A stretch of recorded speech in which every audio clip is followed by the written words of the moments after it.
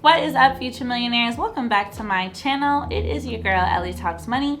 And in today's video, I'm going to be opening up a little bit and talking to you guys about some lessons that I've learned so far as an entrepreneur.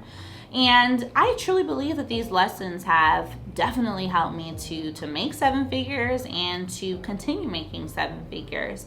So I would say that these lessons could help you become a millionaire too, and it's important lessons that we're all going to need to get through. And if you haven't learned it yet, it is on the way. So grab your notebook and let's get into it. Ellie talks money to create the better days. Business, money, life, the Ellie way. All right, y'all, welcome back into the video. So I have learned so much in this class. This is officially like my second year of entrepreneurship.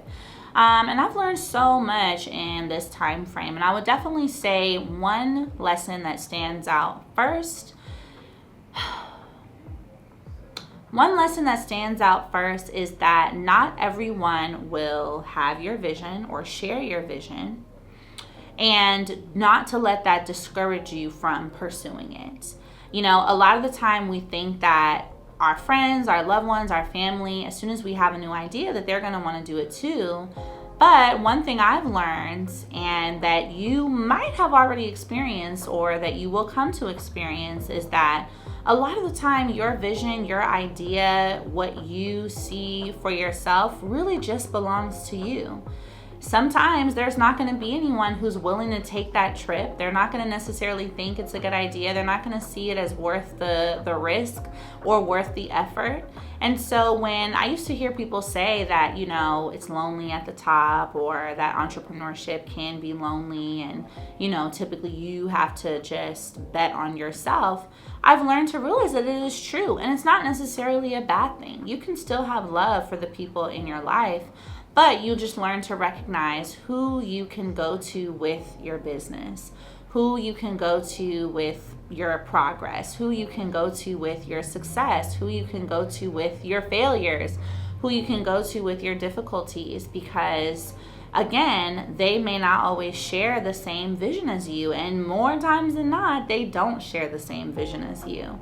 So that's definitely been a big lesson for me, and it's taught me how to be more reliant on myself, how to be more resilient, and to know that, I have friends and family who I know I can go to for certain things, and then I have business friends and family that I know I can go to for my business things, and that's okay. I definitely want you guys to learn that lesson in advance, and even start to prepare yourself to go out and look for it, because having friends or acquaintances that are in the business world, that are doing what you want to do, or that have already had success with it, those are the people that are going to help you get to where you need to go. Your friends, your loved ones, you still love them, but they may only be able to help get you to a certain place. To get where you need to go, you need to hang out with people that are going to, or that have already been there. Super important. I would say a second lesson for me that has been really instrumental in helping me to be successful has definitely been like decision making. And the reason I share this is because we all know, if you're watching this, you've probably procrastinated more times than not. I still procrastinate sometimes. But I really want you to understand the power in decision making, and learning to make decisions and then act on them quickly is really powerful, because a lot of the time what's waiting for us is right on the other side of us making a decision about it. I am and can be a really indecisive person, but since starting my business and, growing in this way, I'm a lot more decisive about what I want, how I want it to look, what I want to work on, what project should come next, who I want to hire, all these different things, because the more decisive you are, the more successful you can be. The value of life insurance is unmistakable, because as you are planning for your future, that also means planning for your legacy. If you have a family-owned business, you have a job, you have private loans, you want to make sure that all of those things are covered if you pass away. And that is why I absolutely love this company called Ethos. They make it so easy to access a term policy online, and they make it fast, easy, and affordable to do so. If you are the breadwinner in your home, having a term policy that covers your peak earning years is super important, because you want to ensure that your family, your loved ones are able to maintain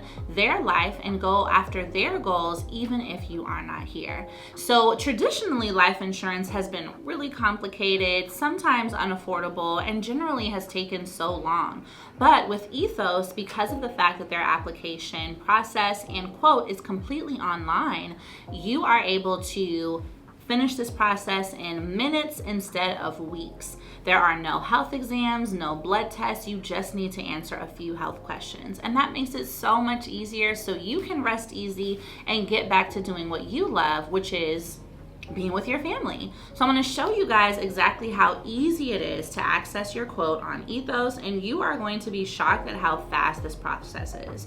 So what I want you to realize is that life insurance goes up every year about 8 to 10%. So the sooner you get on here and get your quote with Ethos, the faster you are able to start getting the coverage. So as you can see here, you're going to enter your sex, your age, your zip code, answer a few health questions, and in just a few minutes you have a quote that you can use to go ahead and secure your life insurance. I cannot wait for you to get on this process and start this journey. So click the link down below to get your quote with Ethos today. And you also want to ensure that another lesson I also learned is not to give myself decision fatigue. So things that are obvious, do not spend time thinking about them and figuring out what to do. Go make the decision. What gives us decision fatigue is thinking about, well, it could go this way, it could go that way, I don't know which one to do, and now we're exhausted. And now we can make only one decision a day. We don't need that. If you know, all right, if I do it this way, it's going to be that. If I do it this way, it's going to be that. Make the decision, go. And you also need to ensure that you're not concerning yourself with decisions that are too simple for your high level of mind, right? And what I mean is, this is leading into another lesson, which is delegating. You know, there are going to be certain things like, what should you post today? Or what should you put in your caption? Or what should you send out in an email? You know, at a certain point, those tasks are your responsibility at the beginning of your business, but at the end of the day, you want to make sure that that is handled by someone else. So you don't have to make decisions on social media, email marketing, what to put in the caption, what emoji to use, right? You want to save your decision-making power and your decision-making ability for the things that matter, strategy decisions, funding decisions. And so that's another thing that I mean by decision fatigue. Now, as I mentioned, that leads me into the third lesson, which is delegation. I am the type to just want to do it all. I am very self-reliant. I'm resourceful. I'll just be like, you know what? I'll just do it. I'll do it. And while that isn't always a bad thing, I've learned that when you want to build something and you want to build something big, you should not do it alone. You must delegate, because as it grows, it needs attention in other areas. And you are one person with one mouth and two hands. That's it.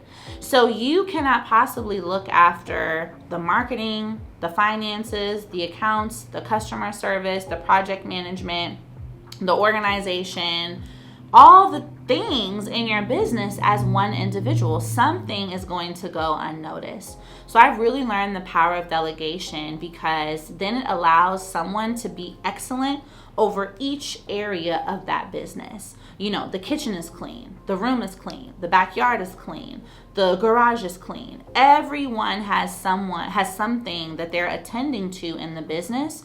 So then you are able to look at it at a high level and see what is needed to help everything go up together. Delegation is so key. And so some small ways that you can start delegating now to really build up the muscle is when you have to work on your website or work on a graphic design or a flyer or cover art, hire someone. Pay that person on Fiverr $30. or $50 or $100 to take that off of your plate. Because while it's going to seem like you're spending money on something, really what you're doing is getting your time back. And when you have your time back, that's going to allow you to focus on another area of your business, which is actually going to lead to more money.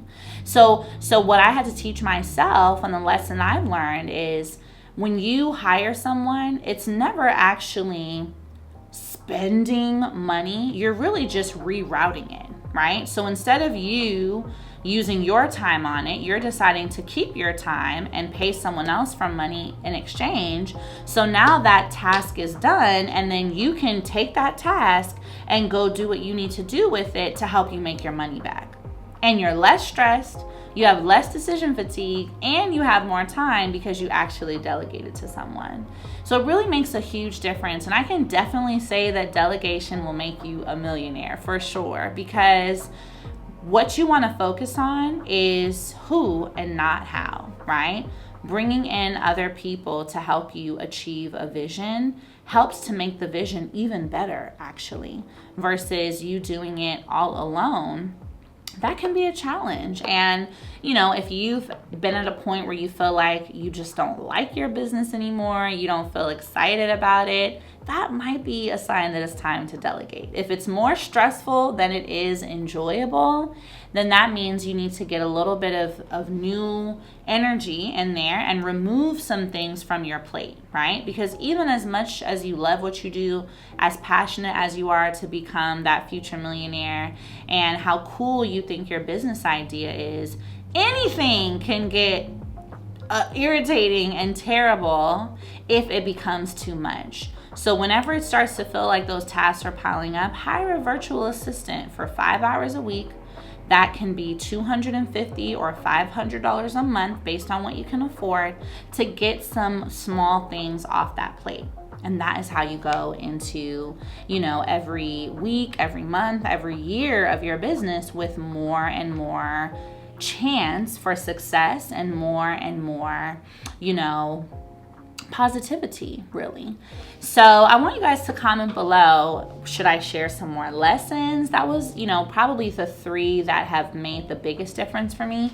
But I'm learning new things every day, and it is a journey with this. I always want to be transparent with you guys because I want you to understand that growing your business is far from perfect. Don't let social media, Gucci bags, and Lamborghinis fool you. It's work out here, but you're learning so much about yourself along the way.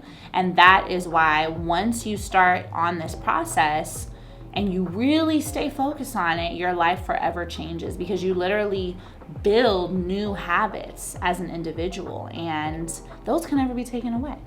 So comment below if I should share some more lessons, and let me know what are some lessons you've learned along the way too. All right, I will see you guys in the next video. Bye.